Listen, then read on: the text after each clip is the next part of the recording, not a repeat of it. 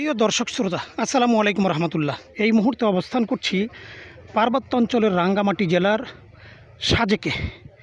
সাজেকে সবচেয়ে উঁচু যে পাহাড়টা, এটা হলো কংলাক পাহাড়। আমি উঠছি এবং আপনাদেরকে দেখানোর চেষ্টা করছি।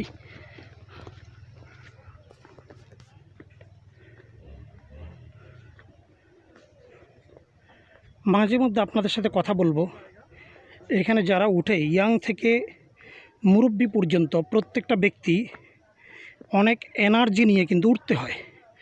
সবচেয়ে বড় বিষয় যেটা, সেটা হচ্ছে অনেক উঁচু হওয়ার ফলে যাদের একটু এনার্জি কম, তারা লাঠি ব্যবহার করে থাকেন।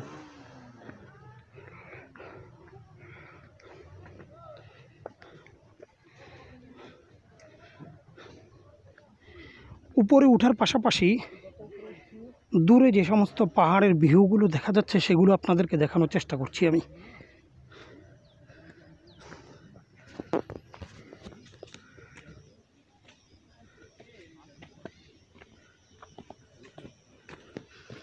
এই যে আমার উপরে যে সমস্ত গাছপালা দেখতে পাচ্ছেন, গাছপালার পাশাপাশি উপরে উঠে যাচ্ছে বলরাম রায়।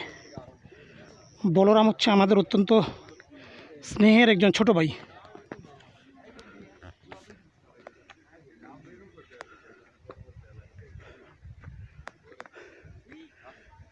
এত নিচ থেকে পাহাড়ের উপরে যে ঘর বাড়িগুলো দেখা যাচ্ছে, আমি মাঝে মধ্যে অনেক বেশি অবাক হই।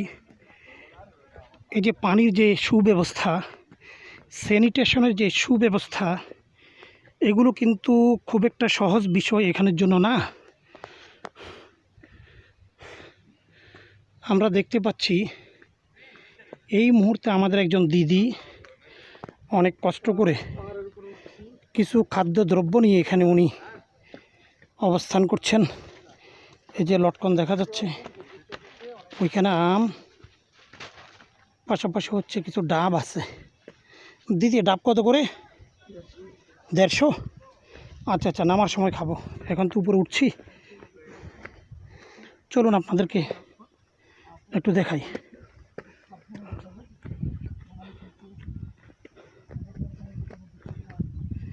পাহাড়ে ওঠাটা আসলে খুবই কষ্টকর এবং রিস্কের ব্যাপার। আরেকটা বিষয় যেটা, সেটা আপনাদেরকে একটু বলে রাখি। এই যে মাটিগুলো আমরা দেখতে পাচ্ছি, এই যে এগুলো কিন্তু পাথরের মতো কিন্তু শক্ত। বিশেষ করে বৃষ্টির মৌসুম যেটা, ওই মুহূর্তে কিন্তু এখানে ওঠা খুবই কষ্টকর।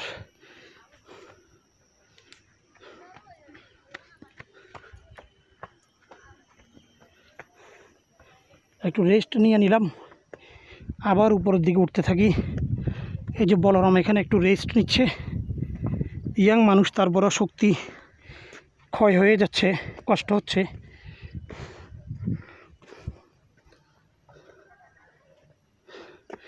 এবার একটু এই দিকটায় যাব। এই যে আমরা মাটির প্রকৃতির পাথর দেখতে পাচ্ছি। যদিও এগুলো মাটি, বাট মাটি বললেও ঠিক হবে, পাথর বললেও আবার ঠিক হবে। আল্লাহ, এই যে কিছুটা ওঠার সুযোগ পেয়েছি, মূল অংশে এখনও যাইনি।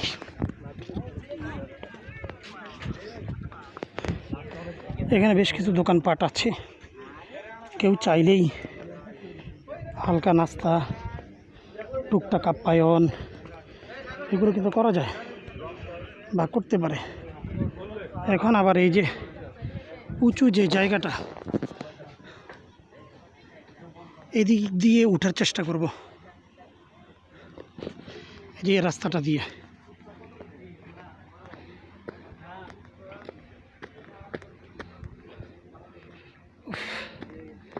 সাংঘাতিক কষ্ট।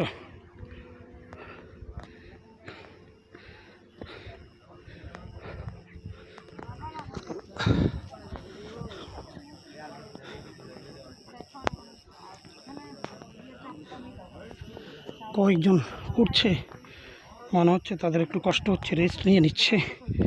আমি এক পাশ দিয়ে উঠে যাই।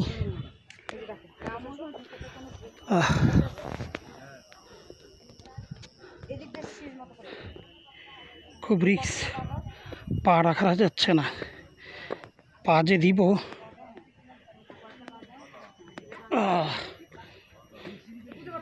অনেক কষ্ট হচ্ছে, অনেক কষ্ট। এই যে আরেকটু উপরে চলে এসেছি।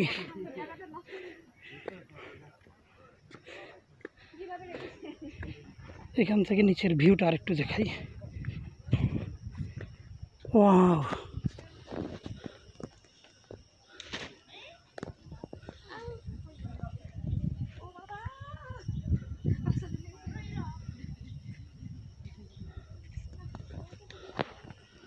এখানে পানির ব্যবস্থা করা আছে।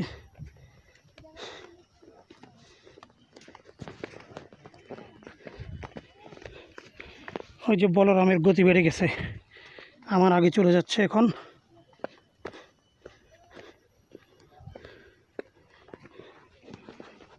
চলি আর একটু সামনের দিকে যাই। এখানে কিছু বাসাবাড়ি দেখা যাচ্ছে। স্থানীয় লোকজন এখানে বসবাস করে, ব্যবসা বাণিজ্য করে। তাদের জীবিকা নির্বাহের যে মাধ্যমগুলো সেটা হচ্ছে এই কুটির শিল্প এবং হালকা উদ্যোক্তা। এখানে দেখতে পাচ্ছি একটা দোকান। দোকানে একজন দিদি কিছু প্রোডাক্ট নিয়ে বসছে, যে পাহাড়ি লেবু, এরপরে আছে একটা পেঁপে। দোকান পাহাড়ের আম, কত সুন্দর। এরপরে এই দিকটা দিয়ে চলে যাই আবার।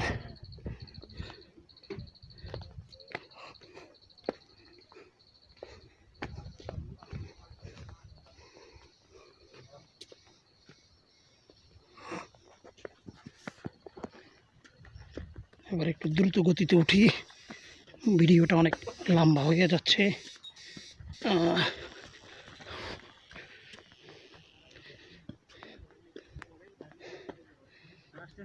হ্যাঁ, এখানে দেখা যাচ্ছে আমাদের মামুন বসা আছে।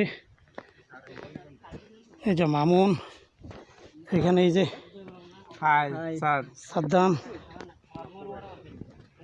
এখানে শরৎচন্দ্র নির্মল, তারপরে এখানে আছে ভোজন রসিক সুজন ইসলাম। এটা পিরোজপুর থেকে আগত সুব্রত রয়। এই মুহূর্তে আমরা এখানে কিছু নাস্তা করার চেষ্টা করব। কি কি আছে একটু দেখি। এই যে পাহাড়ের আনারস, আম, কাঁঠাল, ছোট ছোট কাঁঠাল। নিচে অবশ্য বড় একটা আনারস খেয়ে আমরা তারপরে আসছি। ওফ, এটা কেউ বলি নাই, এখন বলে দিলাম। সবাই অনেক বেশি ভালো থাকবেন। আল্লাহ হাফেজ।